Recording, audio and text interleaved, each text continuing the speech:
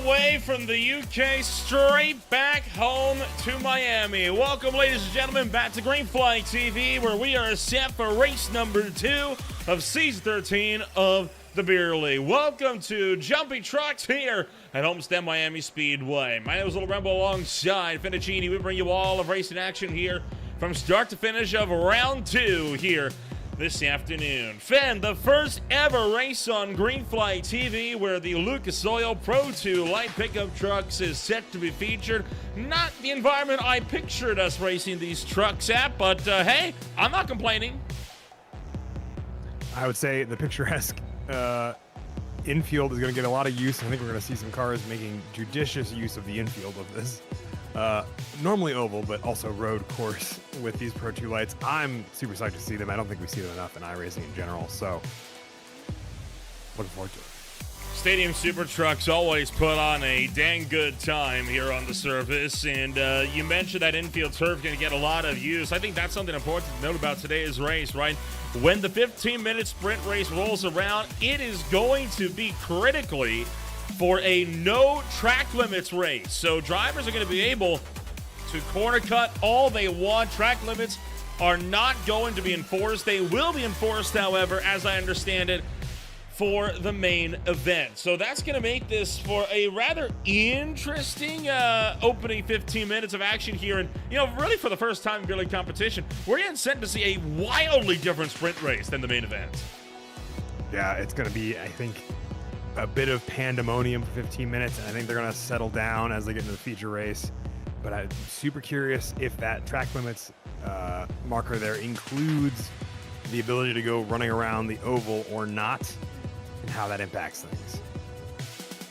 I would imagine they are not allowed to go screaming around the oval. I feel like there are certain barriers that would keep drivers you know, at bay for the most part, but we'll have to see, right? I mean, who knows? It is, of course, Homestead-Miami Speedway, and, well, and track with some of these ovals, they tend to kind of throw some wrenches into the mix, but we got qualifying currently very much underway here from the Homestead-Miami Speedway's infield road course. Right now, 32 trucks have put times on the boards, and there's scheduled to be 39 that are looking to take to the green flag before too long here this afternoon.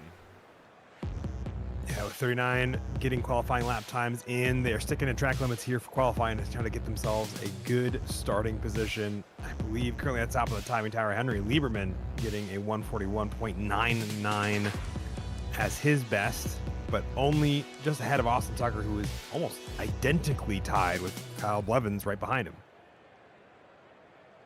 Take a look at some of those times here now as drivers are firing their way into the infield section. Now, the Homestead-Miami Speedway's road course has been utilized a few times here on Green Flag TV, but never quite like this. Let's ride on board if we can with Alex King, who will attempt to take us for a lap. We won't really be able to get a good look at the steering wheel. Of course, that massive roll bar in the way, but it'll give a good indication at least of how much these trucks slide around when they're under braking.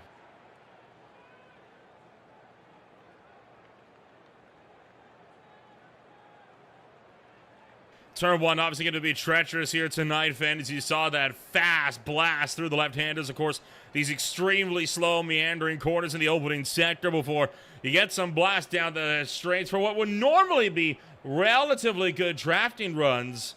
But unfortunately for these drivers, no drafting runs today. It's all going to be about the momentum as you work your way into the hairpins. Yeah, as you get in through that first hairpin, the momentum is going to be slowing down pretty significant. There's only 3 gears they get to work with these for these drivers on these Pro 2 lights. So getting back up to third, kind of third is the working gear for a lot of the longer runs here as they get into the second of the 2 hairpins. Now we're on, I believe this is Homestead-Miami Road Course A, which does have a little bit of a dip in, so it's not the nice easy run around the oval for the back half of the lap. You know, you'll see it here in just a moment as he gets out onto the back stretch. And where those 2 cars are starting to turn in right in front of him, you'll see him also flow down from the oval and into this short little section of road that has just a nice little chicane at the end of it, or extended chicane, I should say. to slam him back out onto the start-finish stretch. That chicane, I bet, is going to catch a couple drivers out tonight. And watch for those little extra tire bundles down on the inside of the racetrack as well, right? Those tires, they do not play, and you could very much run the risk of, finding yourself being pitched up and over. I mean, trucks can jump over much, but those tires, you can see in the bottom of the screen, they don't tend to move much. Yeah, they are, I think, a pretty hard object in this sim, and we'll probably catch a few drivers out. I'm curious to see if we'll see those cars tip over if they slam into them too hard, and since they're already leaning on that side, it's possible, but I don't think it's going to be very often that we see it. James Gouge for the Flying Donut Motorsports crew currently battling his way into the final chicane now with a few trucks out behind. Power slides off of the final corner and takes to the start-finish line. Looking to improve. Not going to get there, though. He misses out by about 0.7 of a second. A very broad field from top to bottom. 4.7 seconds with the fastest time on the grid. But it is shockingly close up front. Lieberman, Tucker, Blevins separated by less than 1/10. And then it's almost half a second back to Flams in fourth. Yeah, it is a bit of a gap here from the drivers who have seemed to get this car under them pretty quickly versus those who are still trying to find those last couple tenths as we get into the last couple laps of qualifying. Just under 2 minutes here, so got at least time for one more run for those that are already on a flying run, and a quick time to get one in if they are not.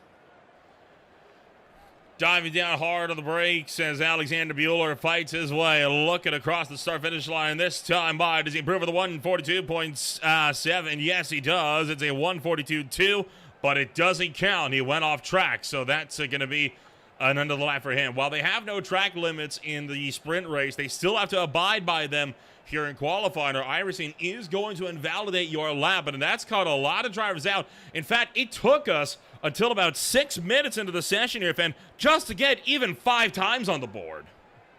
Yeah, we saw a bunch of them go off track early on those out laps, and then followed by the first flyers. It's really easy to get off track with these cars because of how much they slide.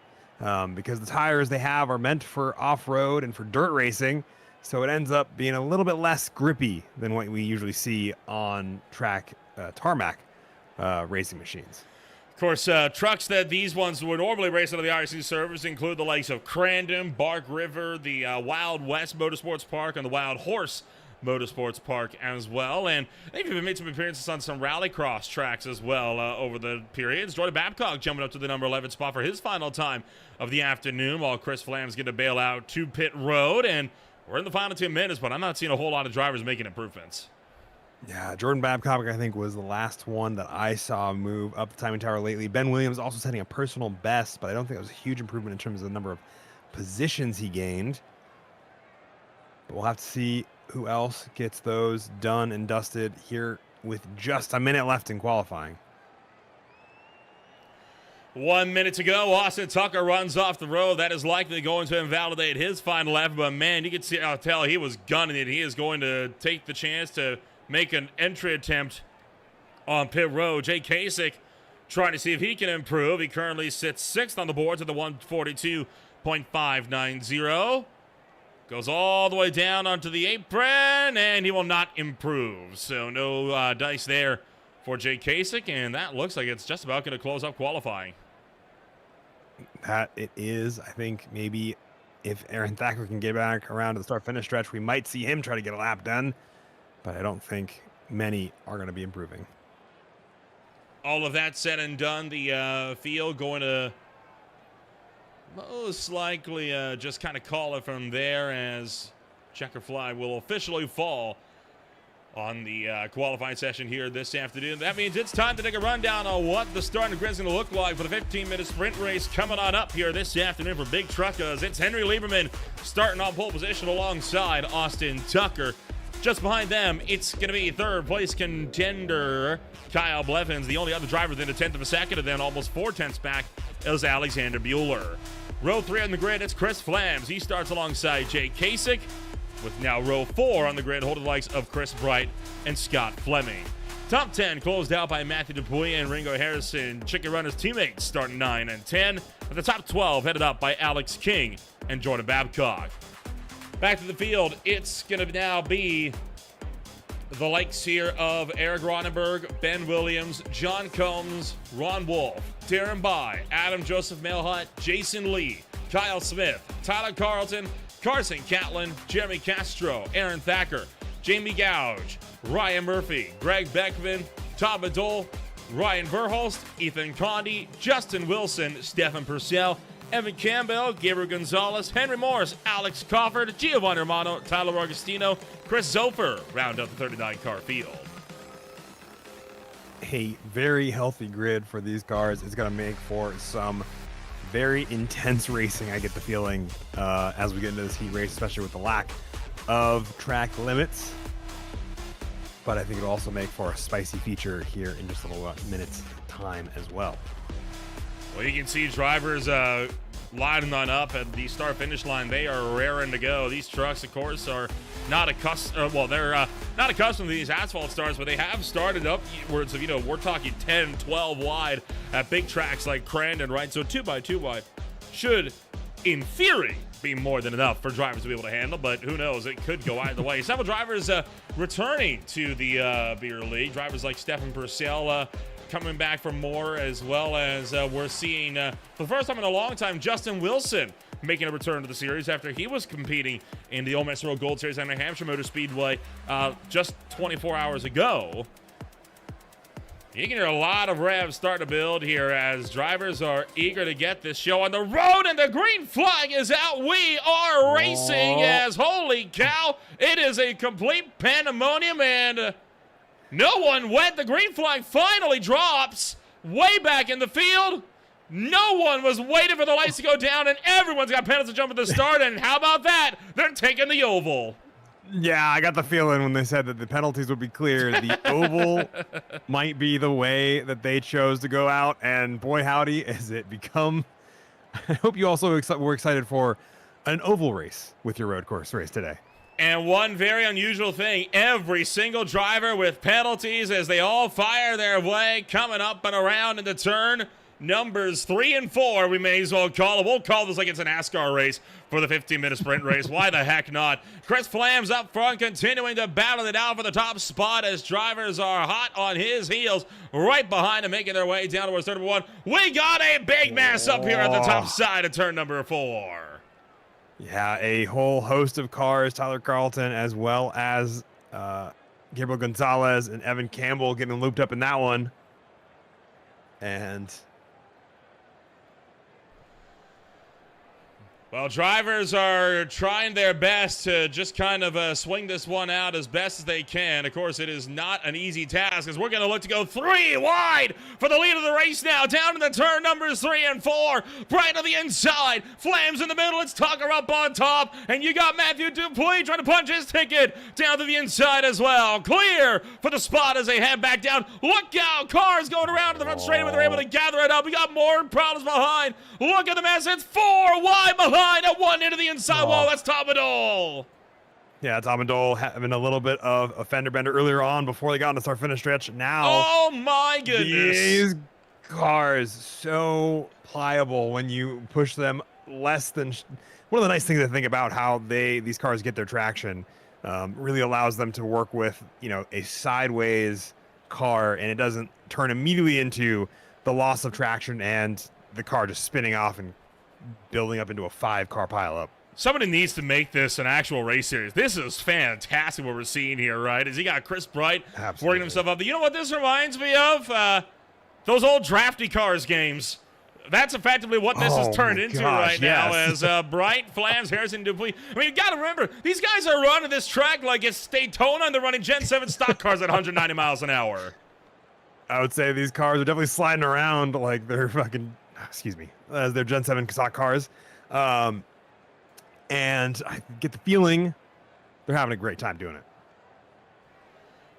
3 wide down the start-finish line. Again, apologies for the brief language there as we're going to fire our way down the back straightaway and into turn numbers 3 and 4.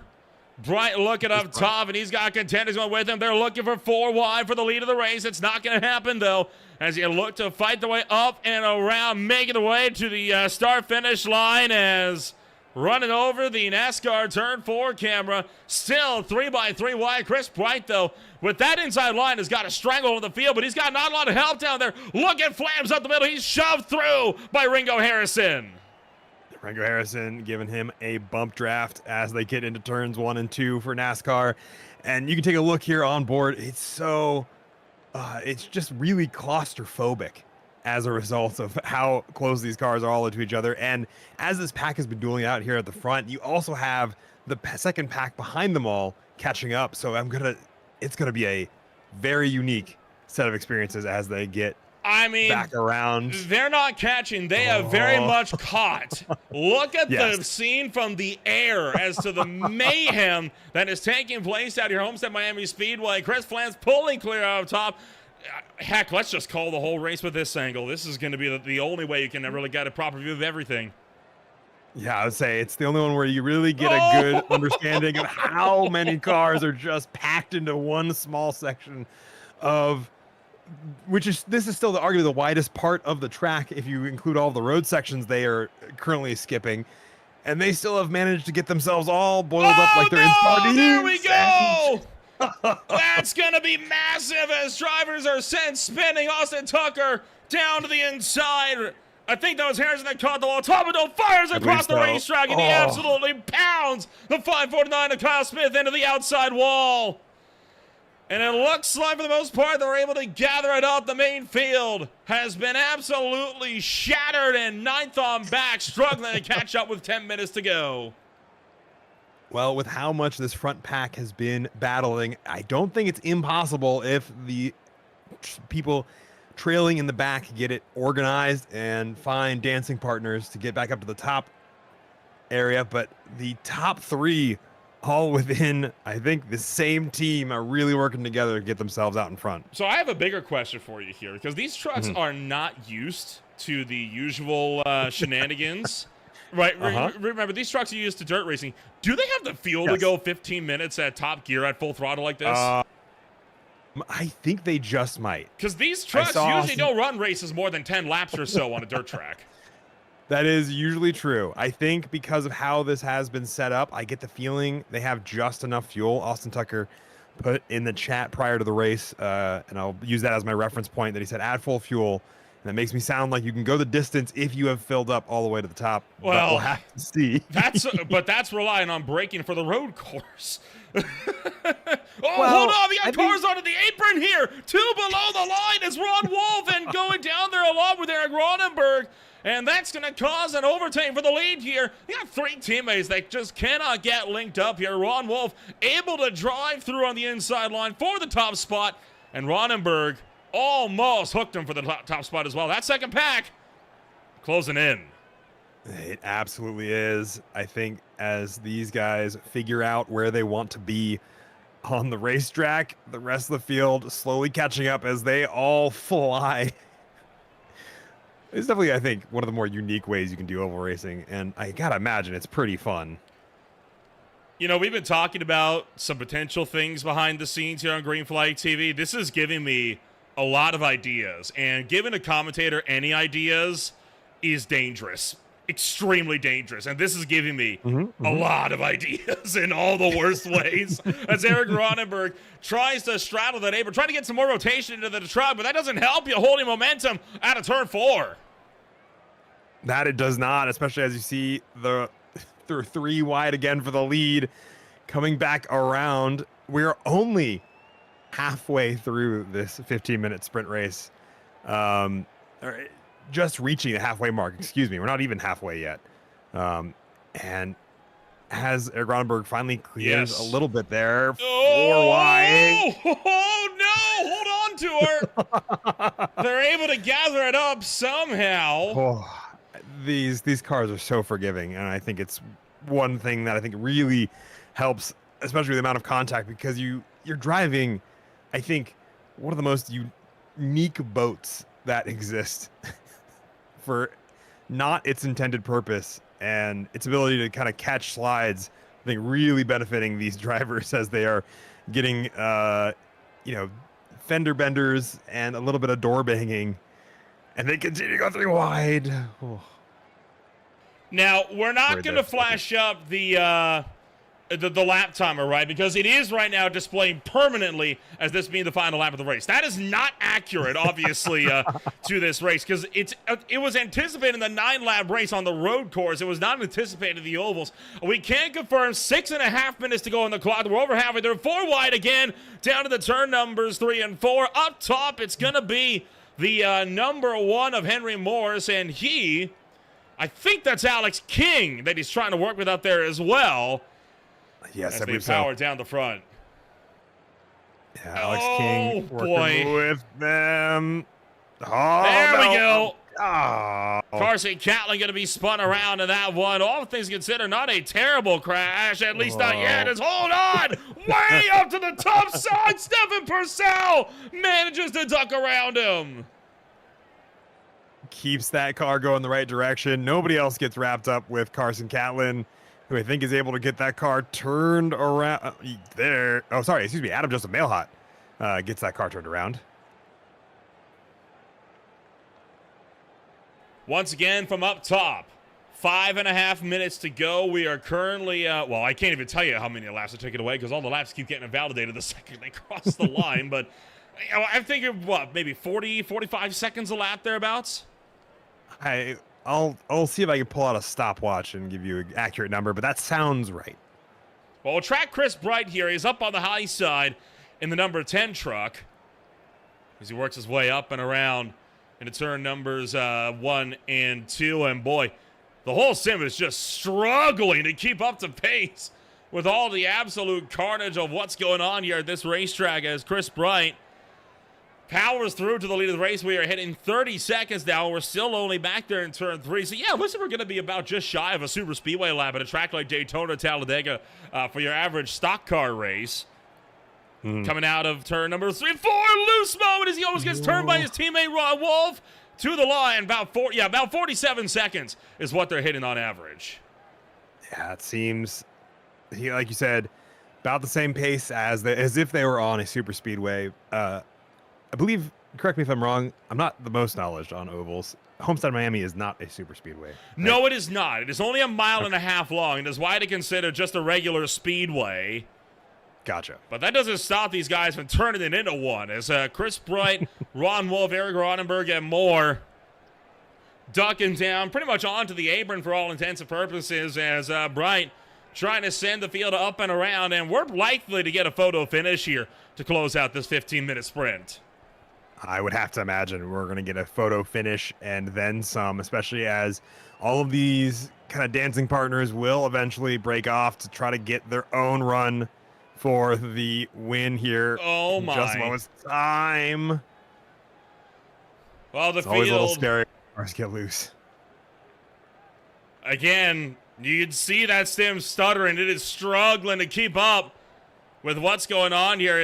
This is not something that's been designed, and what you're seeing whenever the sim has a big stutter like that is a massive black flags instantly getting cleared by a script that they have written into this thing, right? So that's effectively what's happening here. This is not necessarily a game problem. It's a script problem that we're seeing developing the longer this race goes along. And I think drivers are glad that this is not going to be something they're going to have to contend with coming all the way down to the main event. Oh, heads up, look out, one truck hard to the outside wall there. I think that was Ron Wolf that just got fenced. I would have to believe so.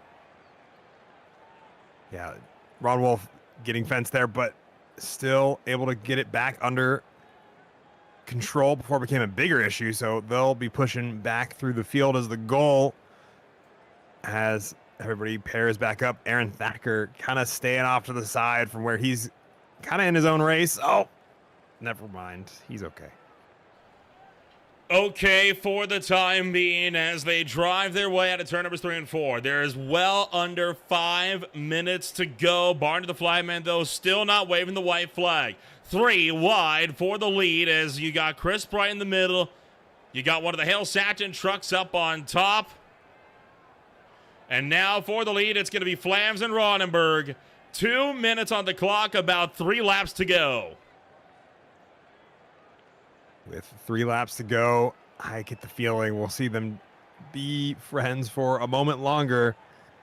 and then split off to, oh, well, maybe I spoke too soon. Oh, no. Up into the outside wall goes Flams, and he's going to take Jason Lee with him, leaving it now effectively a two-horse race. A minute and 35, 34. White flag in the air. It's official. Final lap this time by.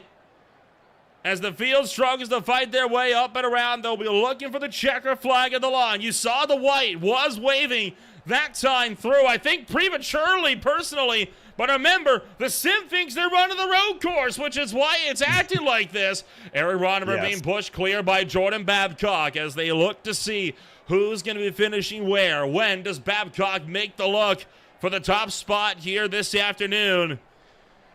Coming down into turn numbers 3 and 4. Jordan Babcock seeing if he's got an answer for the field. Ronneberg down to the inside. Checkered flag is waving. Looking for the run, coming to the stripe. He's not going to go for it. Eric Ronneberg takes the win at the Homestead-Miami Speedway for the sprint. And I think our usual post-race shenanigans will ensue. Terabai coming home third, just behind Jordan Babcock there as well. The rest of the field flying across the start-finish line and proceeding to turn the oval into a demolition derby.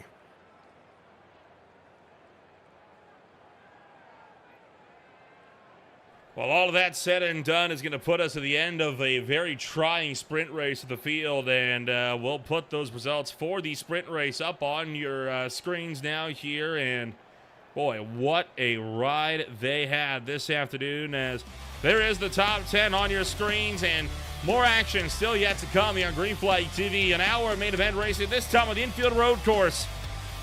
Coming on up in just a moment, Eric Ronneberg, your sprint race winner. We'll be back in a moment.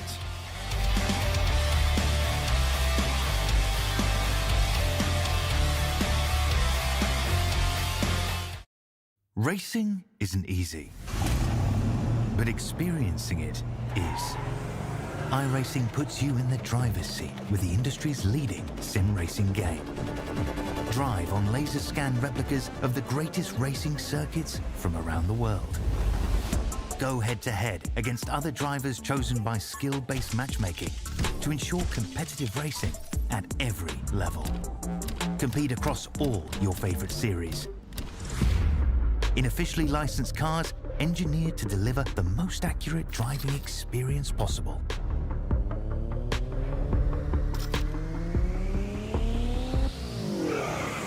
Join a race or host your own with players from across the globe. Race against the computer or in a league with friends. Feel the thrill behind the wheel. Visit iRacing.com.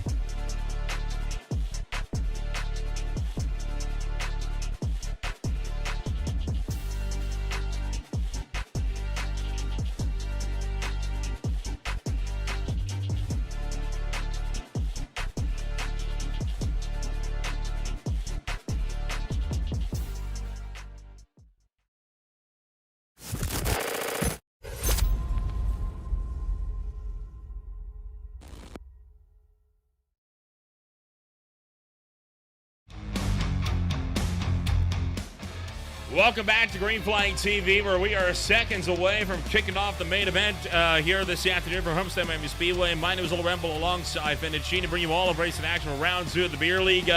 Well, Fen, we were saying we were in for quite an unusual sprint race in comparison to how the main event was going to go with no track limits. I don't think we were anticipating that it was going to be that unusual, though. I had an inkling in the back of my head when I heard there was 0 penalties or track limits.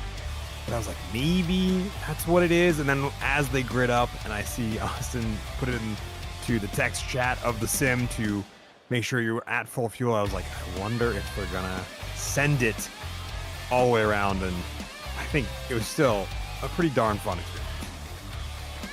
Well, we do have that main event coming on up in just a little while, and normally this is around the time where I would ask you if you have any picks to win this one. I don't think I can realistically ask that, though, because, I mean, how the heck are we supposed to judge based off of that? I don't know that the people that won the sprint race in an oval setting will be the same ones that are going to win the road race in a in the feature race in a road setting. There we go.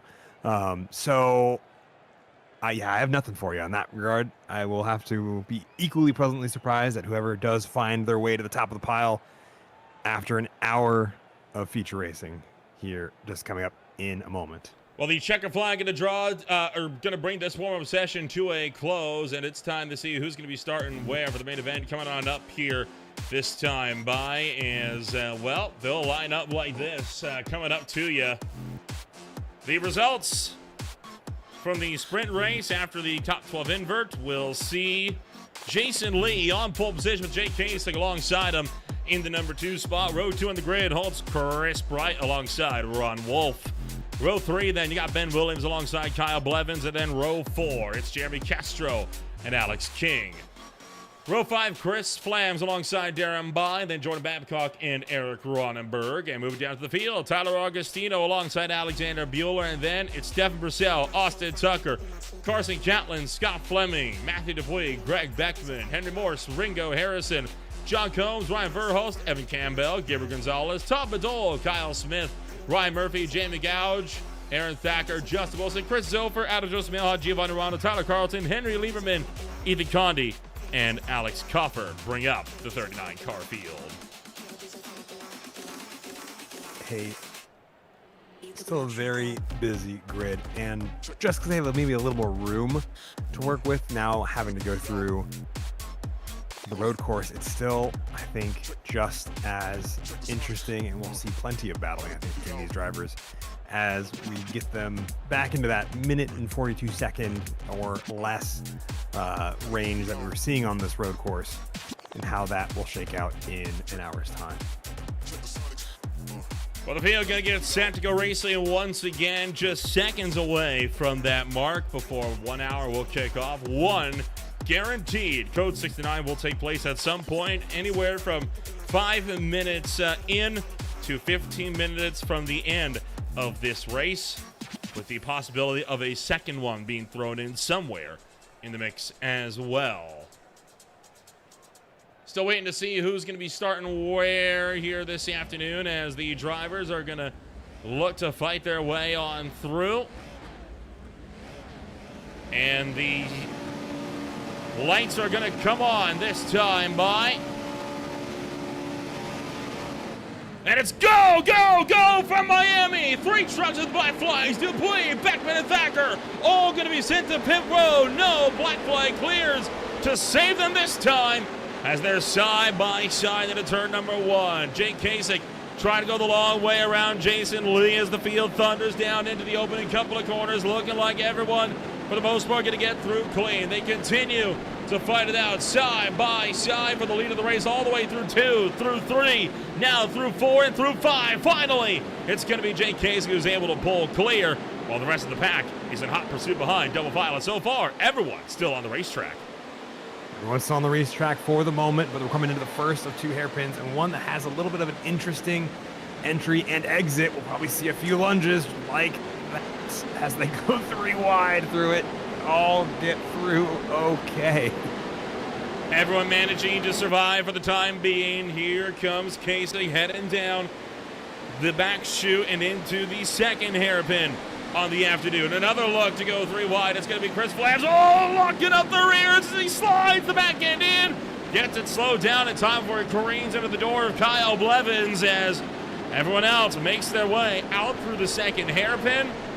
And Jason Lee continuing to lead the field strong at the top end of this one as they dive into the infield for the second time. Yeah, dive into the infield for the back portion of the lap. That chicane we talked to you about. Probably going to catch a couple people out. We'll see how they fare in just a moment. First, the bend, the 90-degree corner leading up to it. And then fast left-right. As everybody keeps it steady. 2 wide still at the back of the grid. The drivers with the black flags sliding down into pit road to serve that drive-through for the jump start. You know, all things considered, when I think about clean starts of the beer league, Pro 2 Lights is not what I think of. But if I dare I say, that's the cleanest first lap we have ever seen in beer league history. I get the feeling they got a lot of the first lap nerves out with the sprint race, maybe just a little bit. Of course, I say that. Quite possibly.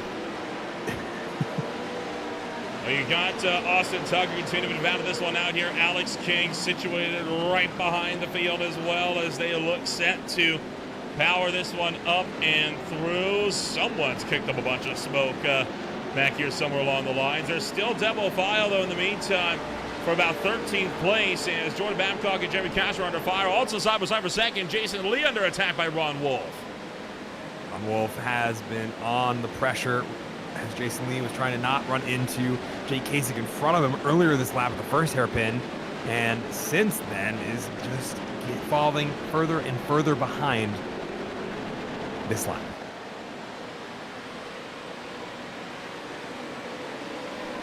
Diving back down into the infield.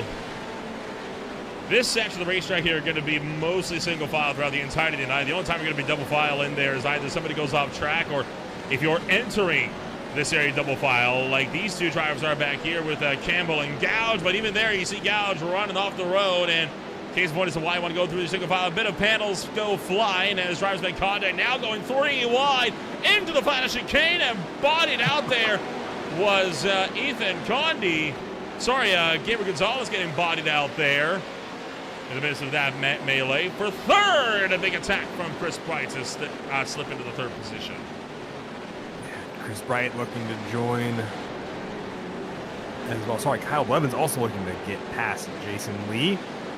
Seems to be able to do so. Now Chris Flam's going to join the train of cars that seem to be getting by Jason Lee. This is one of those sectors that if you are off the racing line and have to go slower, you kind of end up getting passed consistently by a bunch of cars that are taking the racing line and end up much quicker than you, and it's hard to regain that rhythm and momentum like you're talking about at the beginning of this, momentum being such a huge part of this. Man, I'm surprised they caught all that. Great driving. Well, again, these are trucks, right? They're made for contact racing. They're made to run on dirt. Unlike most vehicles we run, these trucks are designed to be high flyers, so they can take a bit of a hit or two and be virtually unfazed, much like a rallycross car. But more so as the 5-7 jams on the brakes, really holding up a host of trucks here. He's got Castro, Harrison, Fleming, Madole, all under a blank behind him, and he is not letting any one of them through.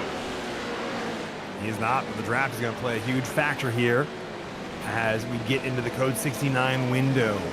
It is open for the evening for that one Code 69 as Ringo Harrison finds his way off track. That'll be a slowdown. Just a little bit. Excuse me, Jerry Castro.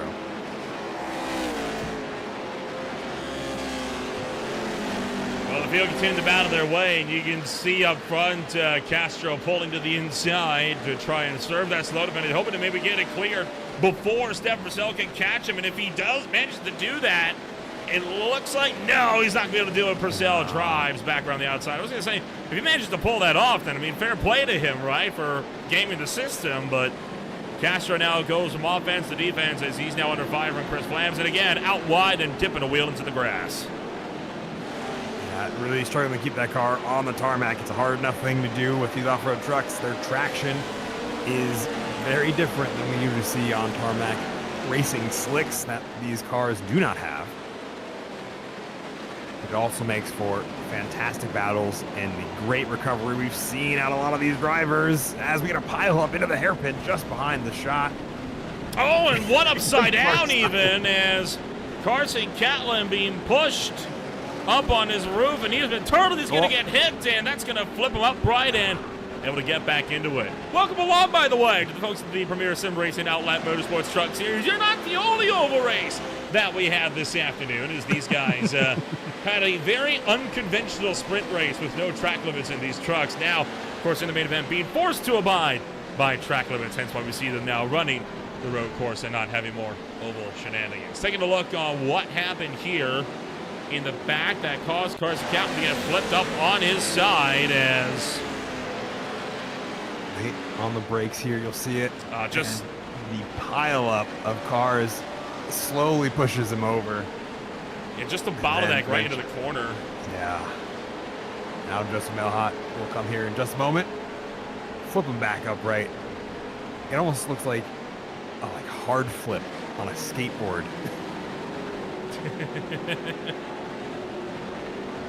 Well, the Code 69 window opened some time ago. We are just waiting to see if it's going to be put into play at any point now, between now and 15 minutes to go. We know for a fact there's going to be at least one. The big question is, will we get two? And, of course, when does that first one hit? Because, for all we know, it's not going to hit for another half hour yet. I think it's going to be a very interesting time, depending on when it hits, and if we get a second one, a chance to bunch all these cars back up and have another run at it. We may see some interesting dives and maneuvers as these cars figure out how they want to extract their speed.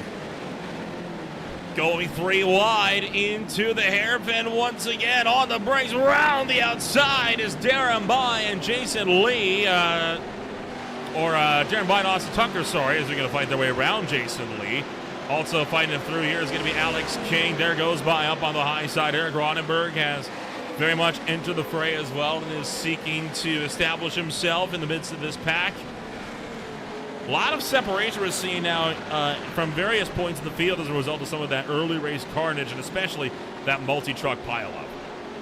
Yeah, that multi-truck pileup that we saw that caused Carson Catlin to fall over is, I think, the biggest gap we now see on the timing tower between sets of drivers.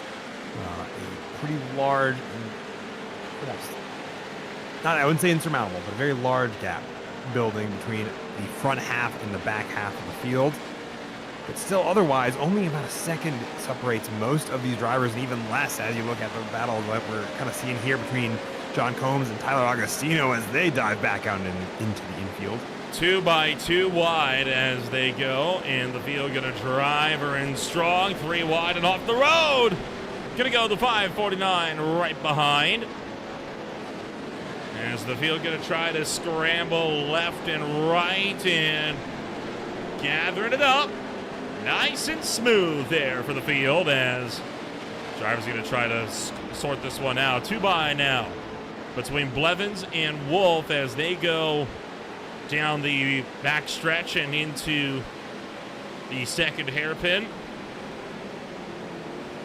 And a contact as Blevins gets muscled out by Ron Wolf, but he holds firm to the power on the exit. I see a couple drivers head out. Alexander Bueller, I believe, getting wrapped up in that. And 3 wide. oh boy. Oh man. Purcell really trying to go under there. That would have been great if Purcell managed to pull that off. Purcell was able to hold on to it, but now still swapping paint. I believe Rain's green, right? John Combs still swapping paint at the moment. And you remember all the chaos that we saw of cars flying in the Super Formula Light Series? Well, we might get some more of that next week as they're going to be taking a Formula V action immediately after this. Talk about a transition, right? From trucks that are designed to beat and bang to cars that can do anything but. I would say it's going to be very unique seeing how these drivers swap from one of the most forgiving cars to, I think, well, not really any less forgiving in a vacuum. One car that does not handle door-to-door action as well, or at all, I should say. Most like other Formula cars, the Formula V is, I think, going to be one that most of them know very well from their time in the Rookie Series. But I think it's going to be one that they're going to have to remember. They can't swap paint with those cars.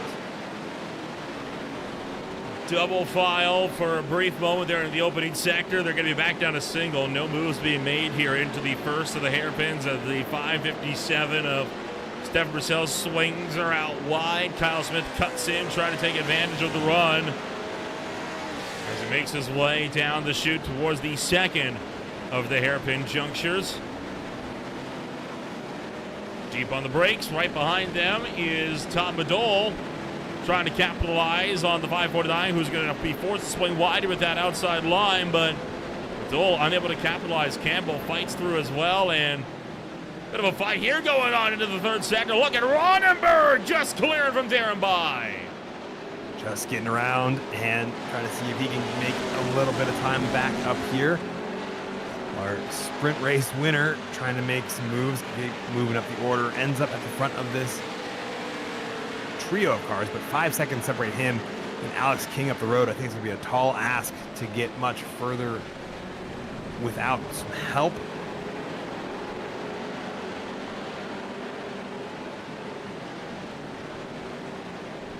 Well, overall, these drivers continue to put on a show here this afternoon, not showing any signs of seizing any of the fights that we have seen so far today. Going to go 3 wide again into the opening sector. The 25, Gabriel Gonzalez, finally getting elbows up as he sends it to the inside of 3 wide and picks off a couple spots. Henry Morris trying to go around the outside as they track wide. Big power slide there and across the grass for Henry Morris. That's not going to do well, though, for Evan Campbell, as he's going to be forced to lift as a result and be put offline into the next hairpin. Yeah, and that's going to see him swap positions there, as well as Gabriel Gonzalez and Stefan Purcell still dueling it out 2 wide for these 2 drivers.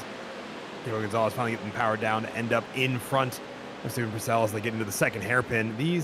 I love the switchback here on Homestead-Miami. It's such a fun run, and the corner you have in between the 2 of them, Stefan Purcell gets that car a little too loose, wrangles it back up, is always a unique spot depending on the car you have, how much you have to lift there, or the angle, the slip angle as they call it for your car, is super fun regardless of which car you are driving here. Oh, Evan Campbell way out wide. He's going to get it slowed down in time for the next corner. While teammates are now double file between Stefan Purcell and Chris Zofer, fighting their way back around to the front straightaway here. And some get a bit bottled up. On the front straightaway, Henry Morris will attack Gabriel Gonzalez and secure a run for the 21st place spot, now down to turn number 1 as well. Gonzalez trying to get the cut in, might try to have a look at turn 2. Thought for it, decided against it though, and probably a wise move. That would have been a bit opportunistic to have a look going that aggressive to the inside. I think it wouldn't pay out super well, especially if that car slides any more than just a little bit of room that would have been available to him. So that could have been a little bit more door banging and potentially pushing Henry Morris off, which I don't think would be a fun thing for either of them. Meanwhile, Kyle Blevins continuing to be shuffled backwards as he's got Chris Flams now alongside him. Mud flaps being kicked back in the air here as Flams trying to maintain that inside line as they enter the second infield portion, and he's going to clear from Kyle Blevins. So Chris Flams able to secure. Pretty good pack here from about second on back to 6th, although Jake Kasich up front still walking out a 7/10 of a second gap.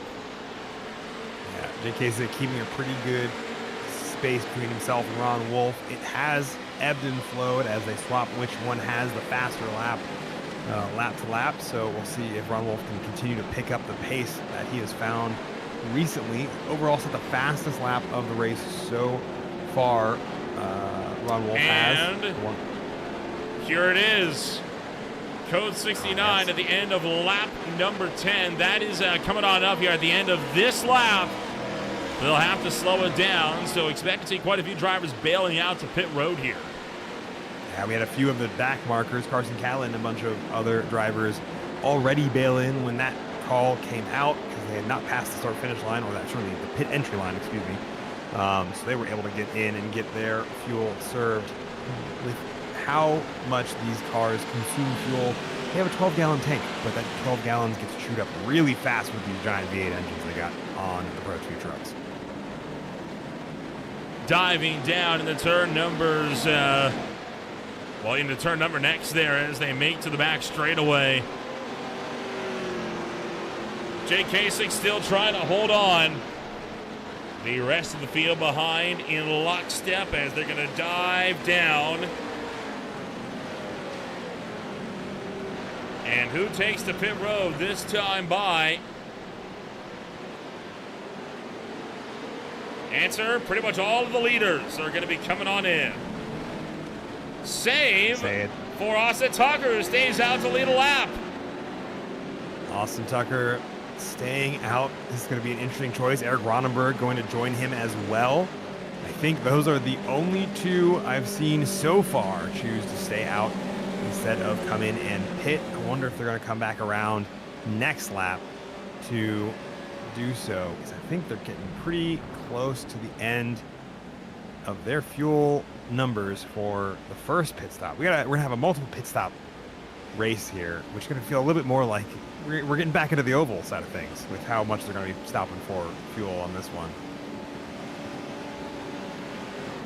Some drivers even opted to take tires. I don't know why you would need to.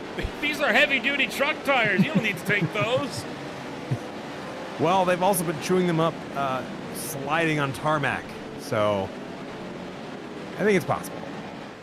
We'll see what's going to be a good option here. In the meantime, we're going to take ourselves with another step back here, and the green flag coming on out before too long. Stay with us.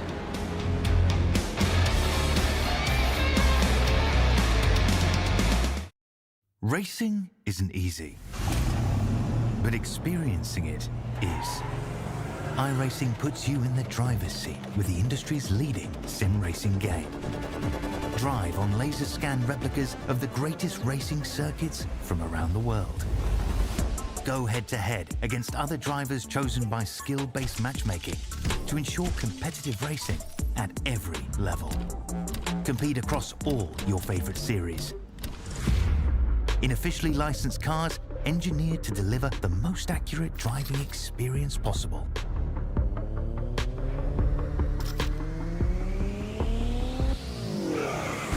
Join a race or host your own with players from across the globe. Race against the computer or in a league with friends. Feel the thrill behind the wheel. Visit iRacing.com.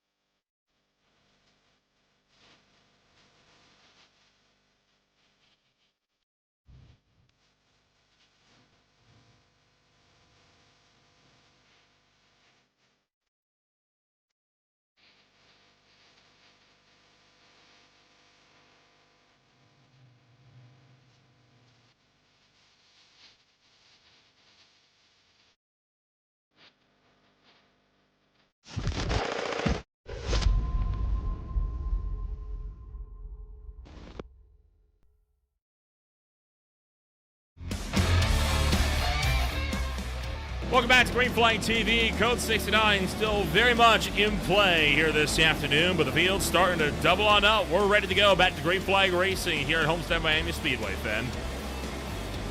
We are forming those restart lines. I'm super curious. We have one driver diving in, this time by 7%. I believe we have one black flag as well left to serve, but these cars are about set to go racing here in just a moment's time.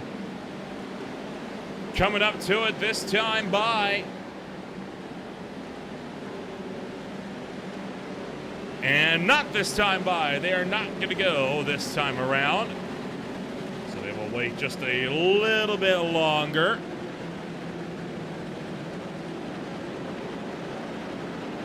As the field set to go once again. Now they launch into turn number 1 as Austin Tucker leads the way through turn 1, through turn 2, and he's cleared by 4/10 already. Remember, the top 4, though, have not come down pit road. Yes, top 4 still have yet to do so. Also going to come down pit road still Chris Flams for a black flag during that pit cycle. I believe it was a speeding penalty, as these cars don't have pit speed limiters. Well, because most tracks they drive on, that's not usually an issue. I was going to say, most tracks they race on don't even have a pit road. That's very true. The pit road is just the garage area. Well, the field slicing and dicing as they beat and bang 2 by 2.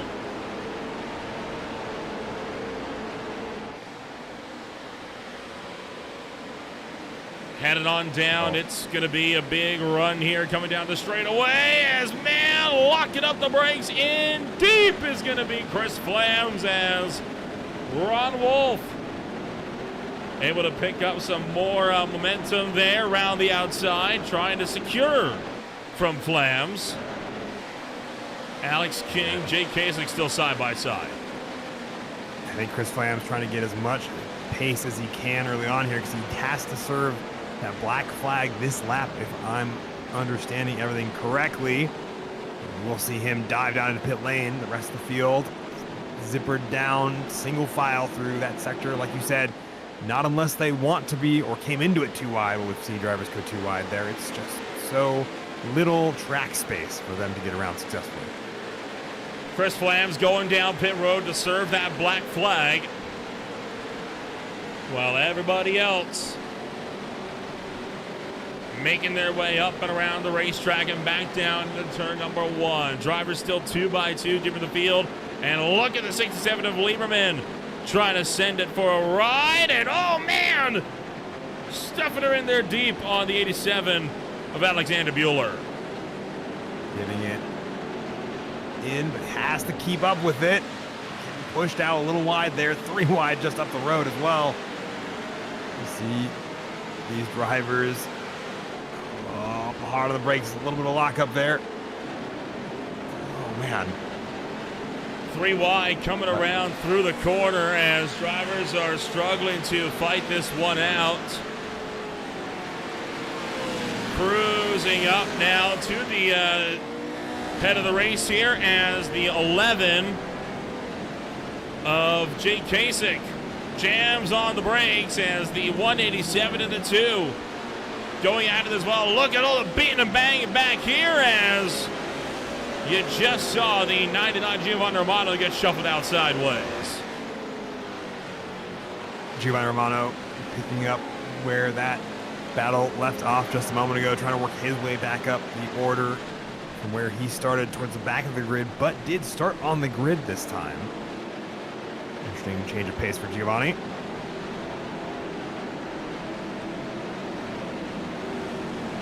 Well, the field going to continue to fight this one out here as Matthew Dupuis trying to make moves here, headed down the stretch into turn number 1. And now for 2. Dupuis out wide, nearly gets turned by Chris Bright for 5th place as Bright sticks it down the inside now of 3. Chris Bright trying to find the way around, eventually does so with that late break and the lunge into the vortex of danger. And just behind him, Alex King, Kyle Blevins trying to sort out where they stack up in the order.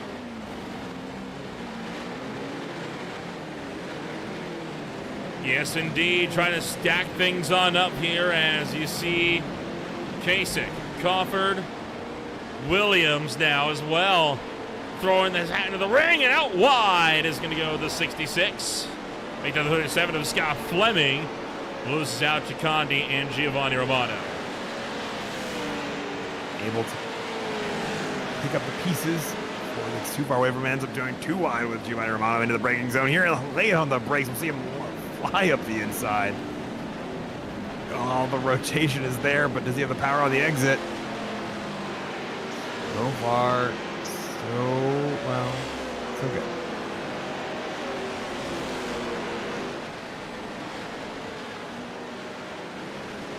Up front, Alex Coffin and Ben Williams sideways for the both of them as they step their way on out into the corner for both the Chicken Runners teammates.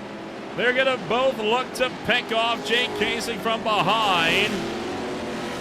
And Kyle Smith coming down pit road as he could not go any further. Yeah, and that's to be expected. This car has only so much fuel. I think we'll probably see the last 3 drivers that have yet to come down pit road to do so this next lap or 2.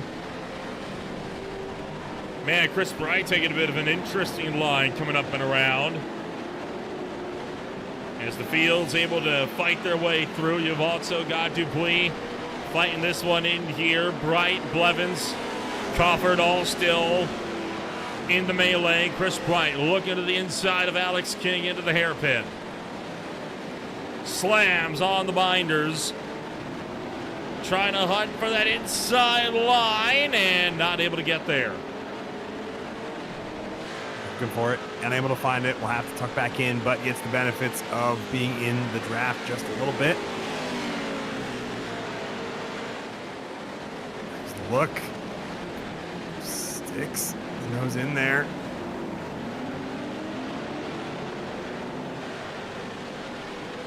Yeah, shoving the nose in there pretty good, as well as drivers seem to fight this one out. And holy cow, a lot of beating and banging going on back here in the field. This is for 14th as Jeremy Castro is fighting back there and by. And seems to be doing so semi-successfully, but it's going to see if that can continue as they get into the second infield section of this lap. Oh, there and by, out wide, goes even wider, trying to avoid a wreck. Adam Joseph Melhot gets turned. Tough break for the 66, and he is not the only one having issues. Austin Tucker misses his pit stall. Eric Ronenberg slides perfectly into his stall, and Dupuis is in as well. So Ron Wolf, who has come down pit road, now stands as the race leader, and this is now the official running order with no drivers that have not yet pitted in the mix. With all of them now having their first pit stop done, they will need to come back in for some more fuel before the end of the race. But if they get another code at 69, it might be a good, opportune time. I think they'll manage with that one more code 69 or somewhere in this closing half hour as we hit the halfway mark. Anytime from now until the end should get them enough fuel to finish the race. From understanding the math correctly.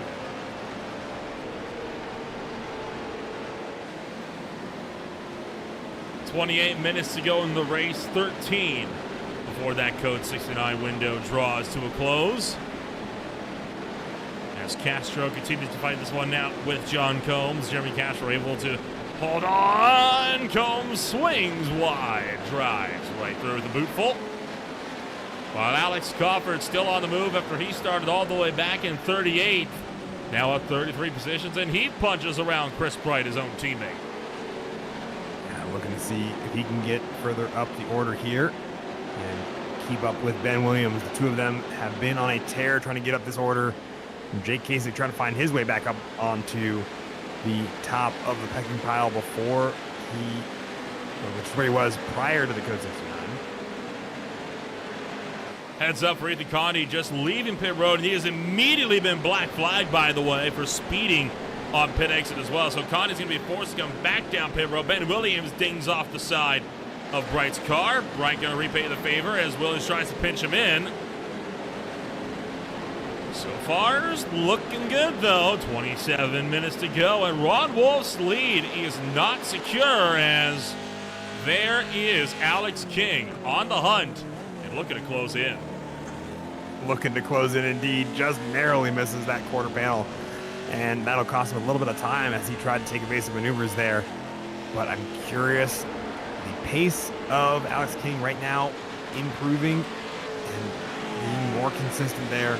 Ron Wolf has a better lap when he puts it together. The question is, can he keep or improve that time, get back into that 142.91 we saw as his fastest lap of Alex King can keep on the pressure.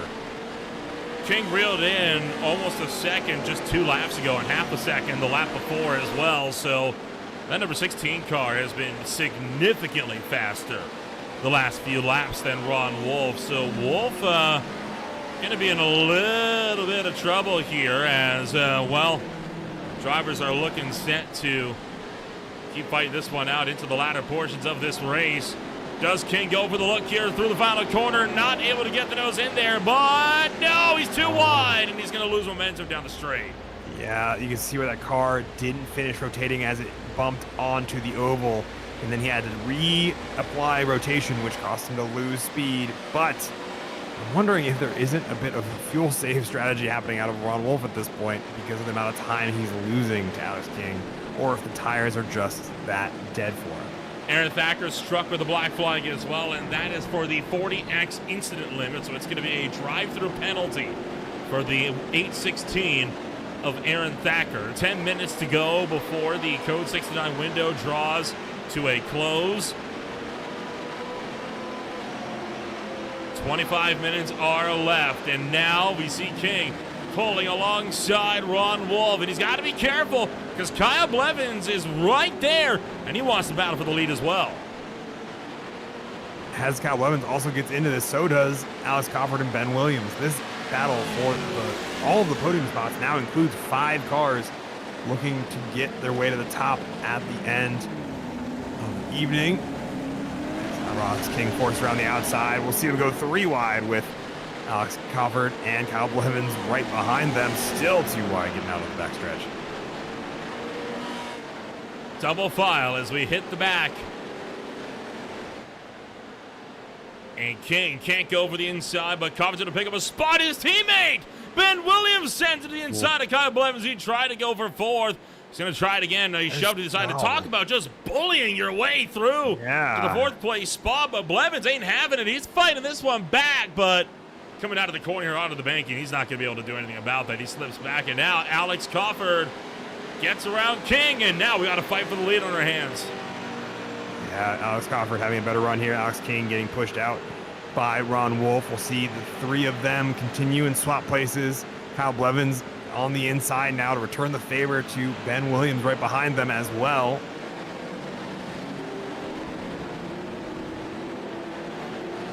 The fight for the lead, the one to watch right now, one of the closest battles we've got on the racetrack, and Cofford has driven so far from the back of the grid. Expect to see him take this spot without too much effort. Oh, trouble behind as Ben Williams going around, and it looks like he has had a collision with Ben Williams and Kyle Blevins as they both gone around.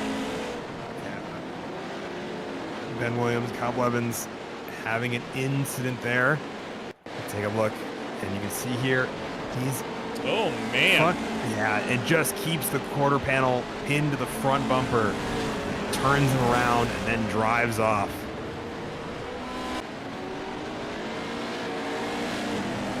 And now double file again as Ron Wolf and Alex Cofford now side by side for the lead of the race. Cofford got the nose in. Ron Wolf's holding him down, not wanting to let him get it in, but the Chicken Runner's car not going to take that lightly. Ron Wolf takes an alternate strategy now, trying to arc in and carry momentum around the outside. Now he'll have to pinch him in again. Nothing between these 2 drivers as they slice and dice through the final corners. 3 drivers, 3 different teams in a 3-way slugfest for the lead of the race. Alex Cofford going to punch his ticket clear. Ron Wolf drops to 2nd, and Alex King right behind. And the Code 69 comes out right as Cofford takes the lead. A fantastic time for the Code 69 to come out at the end of this lap. So they have one more lap to figure it out and decide whether or not they're going to be coming down to pit lane here. And this is where I think the pit strategy is going to be a huge factor for all of these drivers in the top 10, especially with those like Jay Kasich and Chris Bright finding their way into the top 5 after the spin of Ben Williams and Kyle Blevins. So they're going to, of course, duke it out until the start-finish line or the pit entry as they get into the first of the 2 hairpins. Ron Wolf dives back in there, desperate to get the lead back away from Alex Cofford here, while several drivers are into pit road for service before the Code 69 hits proper. But Alex King trying to disrupt this. He's going to also look to get down the inside of Ron Wolf, and that might be it in the battle for the lead for the time being, as Alex Cofford continuing to track clear more and more. And I don't think anyone's catching him here unless he comes down pit road and they don't go with him. But I'd be shocked if he wouldn't come down pit road, because you need to come in again and may as well take it down. Yeah, now is the time to do it. We talked about it a little bit earlier, and I think it's a great strategy for all these drivers. Really come in, grab the last bit of fuel they need to get home with the last 20 minutes remaining, and see if they do so. Looks like all of them sliding down into pit lane of the top 3, including really everyone going to do so. Covered one of the first ones in, and not seeing a lot of drivers here that are opting to stay out. We'll let you know, obviously, if anybody does opt to stay out on the racetrack. But so far, yeah, pretty predictably, the entirety of the top half of the field is in. Yeah, now is the time to do it, and like we said, need to get fuel for the end of the race. Everyone seems to be hitting their marks correctly. Austin Tucker is staying out. Ooh, he stayed out the first time. I don't know why. Well, he only pitted 4 laps ago. Ron Wolf has beat Alex Cofford out of pit lane. As the mess field scrambles for positions here after the pit cycle. Well, the Code 69 is active, so drivers are not able to overtake. The green flag will not be too far away. Coming on up here on Green Flag TV over the next few days, you're going to have the Highline Diecast Collectible Speed Cup Series out of the Martinsville Speedway tomorrow night on Thursday. On Friday, the Zero Torque Racing League will take to the Darlington Raceway. Doubleheader on Saturday and Sunday. The Velocity Online Racing IndyCar Series will be at Road Atlanta alongside the SRA Gen 4 Series at Richmond. And then on Sunday, the Classic IndyCar Series out to Sebring for the penultimate race of the season with the Blazing Pedals ARCA Series at the Nashville Super Speedway. And then on Monday night, one of Green Flag TV's longest running series returns as the Highline, not the Highline Diecast, the Speed Cup Series, the High Tide Racing League with the Premier Series. Set to kick off racing action for season number 5 at Daytona International Speedway. Run of the Gen 4 cars. Duels were taking place just this past Monday. The grid is set. They're ready to do battle just a few miles or so up the coast at Daytona Beach.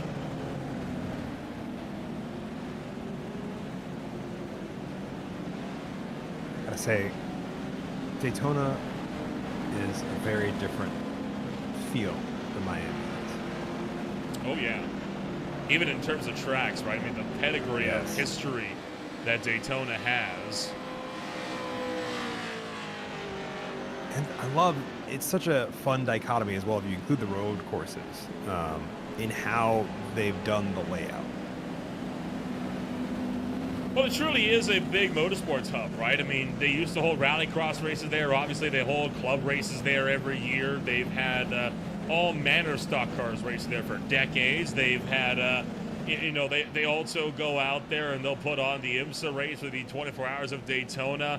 They have Supercross that still goes out on an annual basis as well. They got motorcycle races that run on the road course. They've got vintage races that run on the oval. It's called the World Center of Racing for a reason. That it certainly is. And it's got, I think, a little bit of everything for everybody, which I think is why it does. On top of, I think, the amount of time cars have been raced there, I think has also been a huge factor as to why it is still the world's center of racing. So it'll be fun. I'm excited to see. Well, wave arounds continuing on here this afternoon as we will be restarting this race probably with around 15 minutes or so left to go. We'll take one more step back and when we return, it's the remainder of this race. Back for more on Green Flag TV.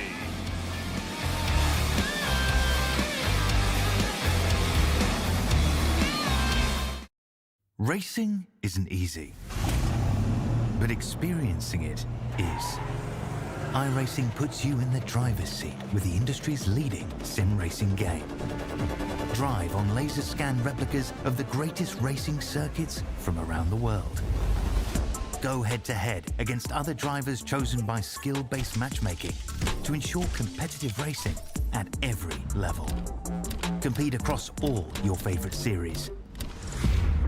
In officially licensed cars, engineered to deliver the most accurate driving experience possible.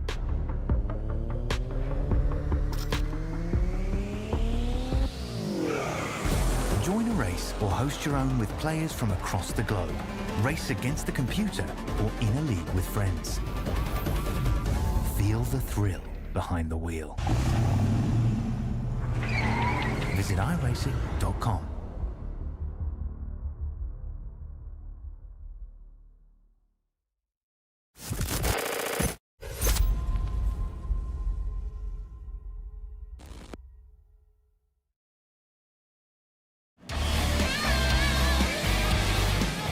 Welcome back to Green Flag TV. Racing action going to kick off any time now here once again from the Homestead-Miami Speedway as the field will be given the order to double up here pretty soon, I would imagine. Fen, this race has really kicked into a high gear. Do you have any favorites to win this one? Because I got to be honest, with the Crawford speed he's been showing, I think he's going to be hard-pressed to be beaten today. I get the feeling that that's likely the case. I'm super curious to see if Ron Wolf has pace now that he has fueled up to make it to the end of the race. I was curious if there's a fuel plan there and if that has changed now that they've hit the second Code 69 window and that pit cycle has come to a close. Two lines starting to reform here. It is official, by the way, that the Code 69 will be ending this time by the front straightaway. Just under 15 minutes to go as Ron Wolf leads the field back into the United Rentals restart zone. But he does not have to go in said restart zone. This is not your average stock car race. It is at his discretion between he and Ron Wolf, and I would anticipate that Wolf is going to go coming down to turn one. You can see Crawford lurching. He's trying to anticipate when Wolf's going to make that move, which is right now. We're back to Green Flag Racing in turn one as we head on down. And Alex Crawford right there with him to try to get around for the lead of the race, but has to find the way and moment to do it. Ron Wolf not leaving him any room, keeping that car firmly planted on the apex as the rest of the field piles through 2-3 wide. At some points, they did go 4 wide at the very back of the field as well. You see some fenders flying out from the back of these groupings here as once again, drivers punch their way on through, and there's the look as Alex Crawford officially going for the lead of the race, looking for 3 by 3 wide, deeper in the field behind as they make their way up and around, but it's all eyes up front. Because here comes Crawford, looking to go around the outside, several trucks into the grass behind. And for the lead, Crawford, can he hold this one around the outside and clear him on corner exit? Not quite. Ron Wolf fighting back. Gosh, this is a drag race between these two drivers at this point. A little bit of door banging happening here as they are going. And Austin Tucker behind the two of them, trying to help his teammates stick ahead. They continue to go 2 wide. Still 2 by 2 wide as they fire their way down into the opening sectors of the racetrack and back out to the front straightaway. Alex Crawford still with the outside line. Ron Wolf still caught right up in the mix there as well. Now, Wolf tucks back in line, letting Coffer clear, because here comes Tucker trying to go around the outside. Wolf trying to prevent this from being a chicken runners 1-2. He is doing his best to do that as well. And Eric Ronenberg waiting for this all to fall apart, to pick up the pieces, see himself right alongside these drivers. Ron Wolf basically starting to end up being a little bit of a bottleneck for a lot of the field behind him. Evan Campbell slapped with a 40-point incident limit along with John Combs. They will both have to come down pit road for drive-through penalties within the next 3 laps. Coffer now walking out a 1-second gap, and no one is looking like they're going to be able to stop him today, as they remain 2 by all the way back throughout the front of the field. Tucker dings off the door of Ronenberg. Yeah, Tucker and Ronenberg seeing who's first on the brakes here. Now Tucker running late to try to get around. Ends up piling up the rest of the field behind him as they all slow down to not run into each other. Fan out once again.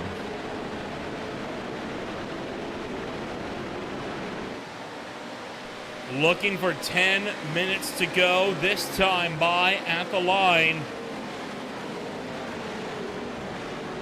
Not a lot of time is left here in racing action in the beer league, as off the road gonna go Chris Bright. Single file as always through the final chicane, but they're gonna fan out down the front stretch. Drivers scramble for whatever moves they can muster. Yeah, Matthew Dupuis, Chris Bright just behind them as well in that battle. Gotta play it smart going into turn number 1. It's definitely a game that has come down to the final sprint here and finding that last 10th of time. Henry Morris tries to get around Giovanni Romano as well, just ahead. The number 12 of Ryan Verhulst has also just been black flagged for 40 incident points on the day. He will also need to come down pit road. Giovanni Romano and Henry Morris going side by side. That's a good question, right? With how physical some of the fights up here at the front have been, how close are some of these drivers to that 40-point incident limit? Because I'm sure a lot of them are not too far away. I get the feeling a lot of them are really at least getting close to that threshold if they are not already within the last 10 incident points. And I get the feeling that we'll see maybe a couple more come down before the end of the race here with 9 minutes left to go.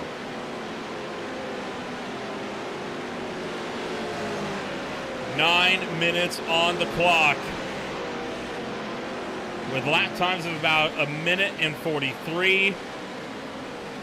You're looking about a 5-lap dash. Look at the 87 car of Alexander Bueller trying to go around the outside of Chris Bright. Trying to gain momentum, looking for 3 wide behind. Jason Lee. Lee closing in, by the way, on his 100th start. He is on start 97 as of tonight. Looking to be the 6th ever driver to make to 100. The only other drivers that have done so being Tyler Augustino at 108. Make that 109 as of tonight. Romano at 105 as of tonight. Ronenberg at 103. And then Castro and Tucker at 102 apiece as of tonight. A elite, I would say elite loosely, but elite number of drivers who have raced a lot of weeks here. Still beating and banging all the way back to the field. The aggressive slugfest you're watching between Ringo, Harrison, and Todd Badol is all the way back for just 21st on the grid. Doesn't matter what spots you're fighting for. You're still going to fight it out as if you were beating and banging for the win. We saw the similar thing in the NASCAR trucks in Interlagos just 1 week ago, and I'm sure we'll be seeing the same thing in Formula V's next week, wherever we happen to be racing. Oh, certainly. I get the feeling we'll see it. The only thing we might see a little bit differently is that we might see a few more cars spin after they do make contact, as those cars are open wheelers. But it's probably still the most forgiving. Man, did you see Harrison with the send into the corner there?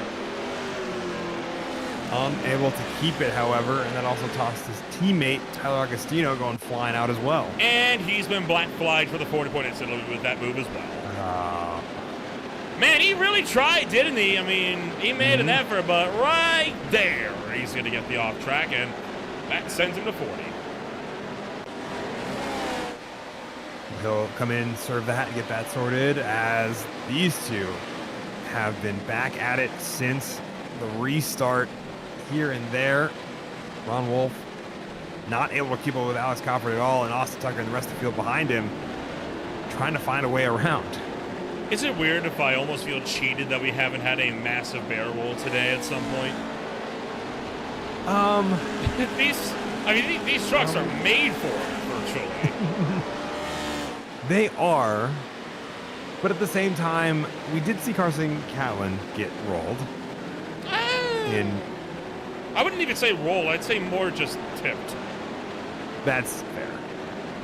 We'll probably see some in the post-race shenanigans if nowhere. Oh, I'm sure. Jake Casey and Ben Williams side by side for 5th as they're trying to scrap it out. As well as that Austin Tucker continuing to apply pressure to Ron Wolf. That's a fight worth mentioning, right? Wolf has been fighting like a lion to keep it from being a chicken run as 1-2 finish. Absolutely has, trying to hold on to as many points as he can. And he has, I would say, a very good defensive line. Austin Tucker unable to find the way around, keeps trying to put the nose on the inside line, but can't find the grip. But at the same time, you see those two bump into each other as Ron Wolf is sliding all over the place. I wonder if he didn't take tires earlier, and those are now starting to hurt as we get into the closing stages here. And they are looking for 4 wide down the front straight and behind. They are going to only go 3.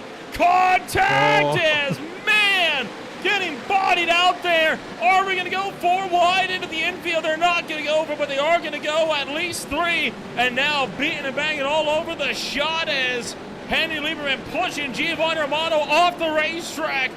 Look at the one and Ben Williams flying in here. Morrison shoved out wide. They're 3 wide again. This is not the place to go with 3 wide, but hey, they're making it work. And 4 wide there. Oh my! They all figure out 4 where they want wide. to be. Dupuis winning out this one so far, but they're all trying to cut it down into 1. No, there it goes, and Scott Fleming goes around. Brought to a stop, but there's still double file up there. Man, what a fight. Oh, it was so good. Giovanni Romano also wrapped up in that, and he jumps to pit lane. That battle comes to an end. Oh, boy. Yeah. Ron Wolf, Austin Tucker, still, by the way, embroiled in this fierce dogfight, and they're just not giving a crap about track limits anymore, as you see Ron Wolf finally forced back up onto the racetrack. Tucker's got the inside, and he's trying to hold him up there. Wolf trying to pinch him back in, off the racetrack. Wolf's going to get shoved out wide, and Alex King right behind. He's ready to the pounds and wants to challenge for second place as well. Wolf back off the road, trying to send it in there for the number 2 spot. We got under 5 minutes to go here, Finn. We have under 5 minutes to go, and these 5 drivers, I can count. 5 drivers are trying to figure it out and where they want to be with this race. Ron Wolf taking the high line, Alex King, as well as Jake Kasich. Oh, Ron Wolf just getting bullied out at this point. Eric Ronenberg trying not to add to the mess, ends up just behind him.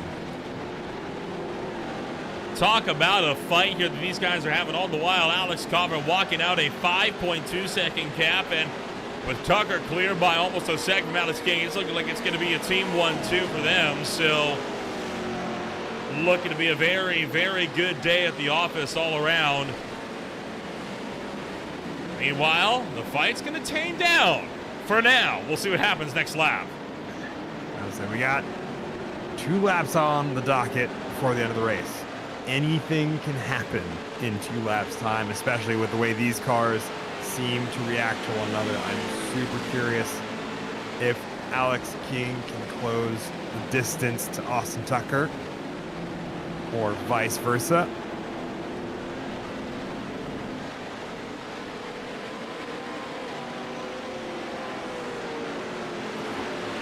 fighting Kyle their Blevins. way. Go ahead, sorry. I would say Kyle Blevins having a brief moment of a spin as he ends up sliding way wide to avoid contact. We'll see him follow back a little bit, but Alex Crawford really on his own right here. And we'll see, will this be the final lap? This time by the line, it will not.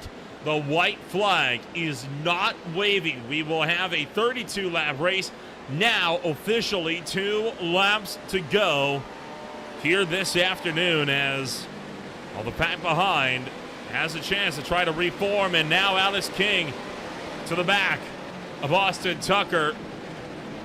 Alex King's got to be careful here because he is at the risk of running into a race ban. He, with the result of all that not holding the brake stuff that we saw last week in the Lagos, he's nearing the point where he could find himself parked. So he's got to be careful he doesn't do something too dramatic here.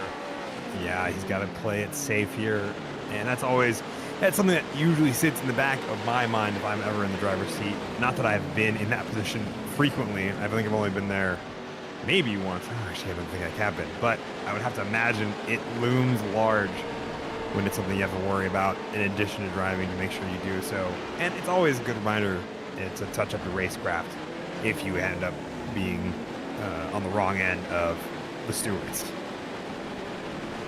40 seconds to go, but that clock is not going to expire before they reach the start-finish line. Alex Crawford is looking set to take the final lap this time by. They see him disappearing bottom left of the shot, and right now, try as he may, King has not been able to close up to the back of Tucker as much as they thought he would be. He had a brief run there. There's a couple of sectors where Alex King is considerably faster. This line through here kind of giving him a little bit of time, but we will see if he's able to finish getting back up to Austin Tucker before the middle sector where he seems to slip away. White flag in the air. Final lap from Miami. As Austin Tucker trying to send it in deep, and there goes Alex King. King gets into the back of him. Trying to go for the lunge here once again as the fight is very much on. King get it in on Austin Tucker. I have a feeling if he pushes too hard, he's going to lose too much time to Austin Tucker, and we'll have to see where they finish here in a little ways time. But I get the feeling, unless he, especially with how late he is in that braking zone, that gap opens up. I don't think he's got the shot anymore.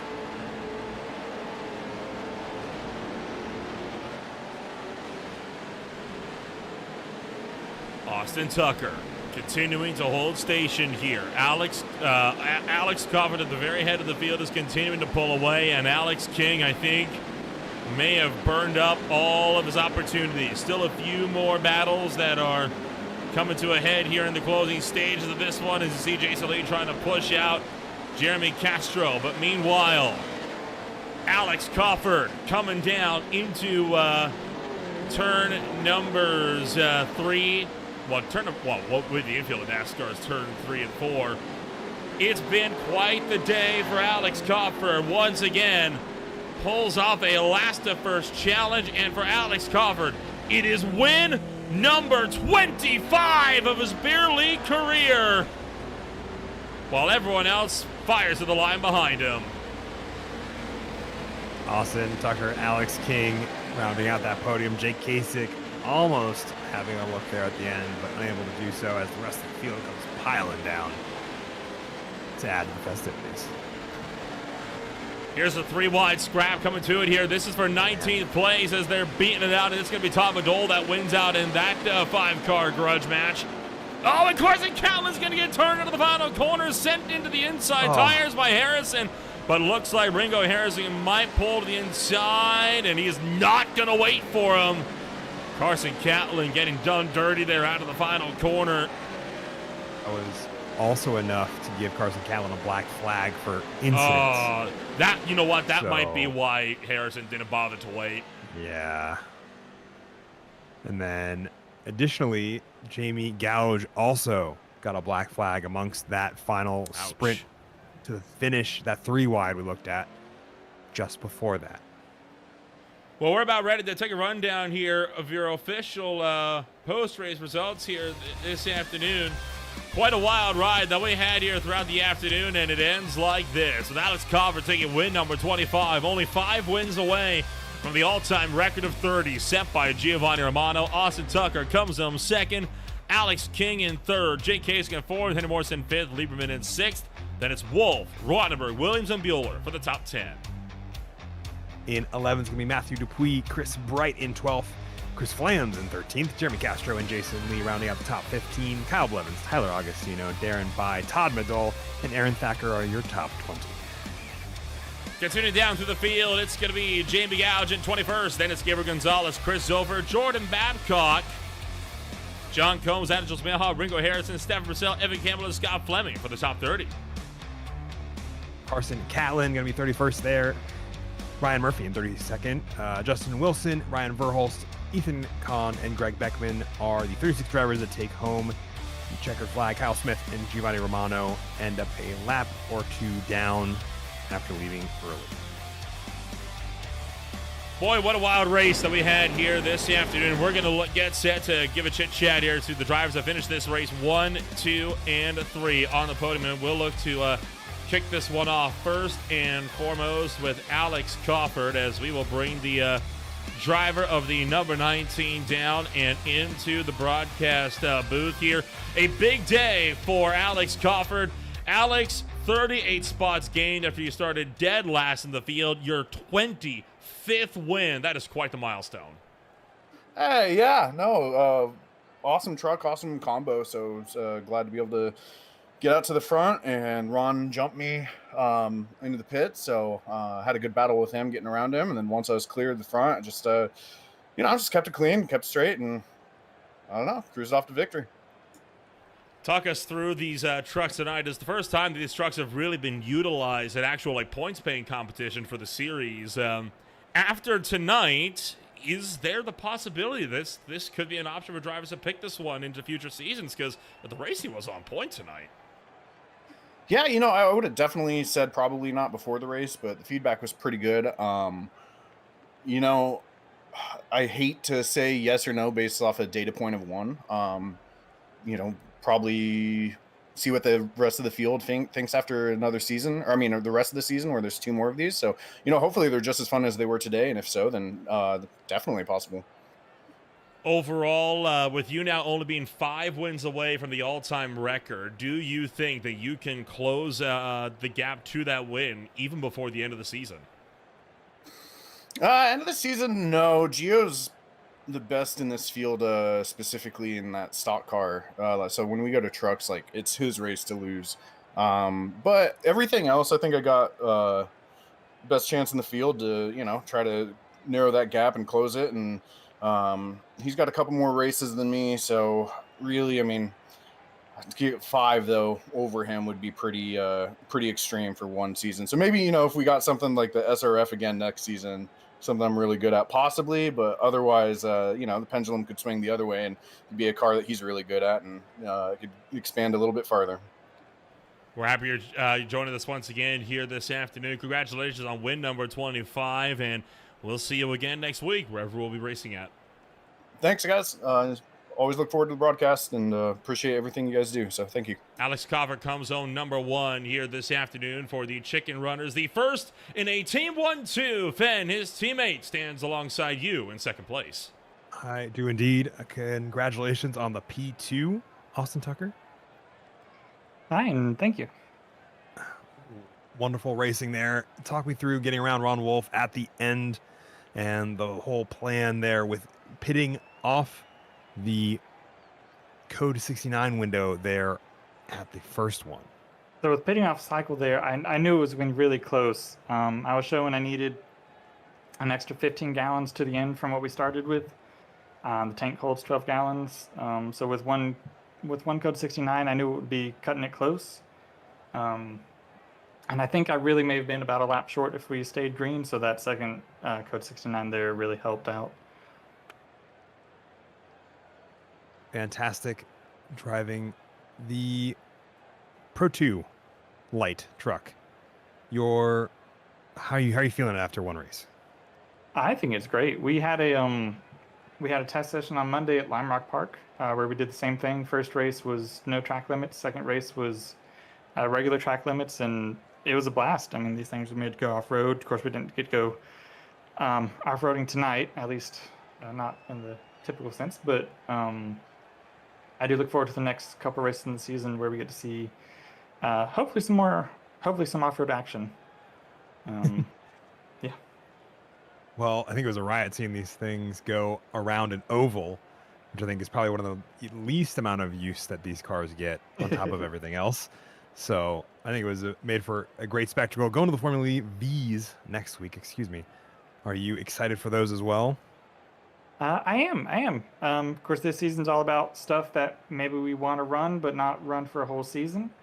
So all three of these cars, the NASCAR trucks, the Pro 2 Light, the V's, those are all stuff that's exactly how I feel about. I love running them here and there, but I think they'd be a bit tedious over the run of a season, especially as slow as these Pro 2 Lights and the V's are. But I'm looking forward to the kind of racing we'll get. I know they're going to be very draft heavy, and we got plenty of open wheel action last season, so we'll see how that translates into these slower cars. Heck yeah. Anything else we missed before we let you get back to your celebrations? I think that's it. Thank you for having me. Absolutely. Well, good luck next week. Hopefully we see you back on the podium when we find out where we're going next week. Congrats again, and we'll see you next week. All right, thank you. See you then. Alrighty, and that was Austin Tucker, our P2 finisher of the 1-2 for tonight's racing.